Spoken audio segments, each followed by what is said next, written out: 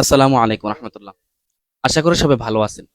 মহান আল্লাহ পাক রব্বুল আলমিনের দরবারে লাখ কোটি শুকরিয়া যে মহান মালিক আমাদের প্রত্যেক দিন আল্লাহর প্রিয় বান্দা বান্দিরা আমাদের প্রথম রোজা থেকে নিয়ে আজকে 12 রোজা পর্যন্ত আলহামদুলিল্লাহ কেউ না কেউ আমাদের এই করোনার পাখিদের জন্য এবং আমাদের জন্য ইফতারের ব্যবস্থা করছেন।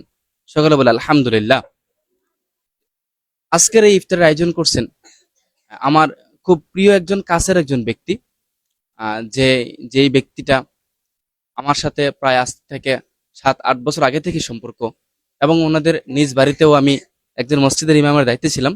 আলহামদুলিল্লাহ উনি আর কেউ নয়, আপনারা অনেকেই ওনাকে চিনেন, জনাব মোহাম্মদ আফসার হোসেন আদর। তো উনি এই ইফতারের আয়োজনটা করছিলেন, আজকের ইফতারের আয়োজনটা করছেন। আল্লাহ পাক রব্বুল আলামিন ওনার মনের ন্যাক আশাগুলি পূরণ করে দিক। সকলে বলে আল্লাহুম্মা আমিন। বিশেষ করে আজকের এই জনাব আফসার হোসেন আদর সহকারে আরোই যারা বিগত দিনে আমাদেরকে ইফতার ব্যবস্থা করে দিয়েছেন এবং সামনে করে দিবেন, আল্লাহ পাক রব্বুল আলামিন ওনাদের মনের সকল নেক আশাগুলি পূরণ করে দেবেন, আল্লাহুম্মা আমিন। আর এবং ওনাদের যত আত্মীয় স্বজন আছে অন্ধকার কবরে শুয়ে গেছে, ওনাদের ওনাদের কবরের মধ্যে যেন ইফতারের সওয়াব আল্লাহ পাক রব্বুল আলামিন পৌঁছায় দেন।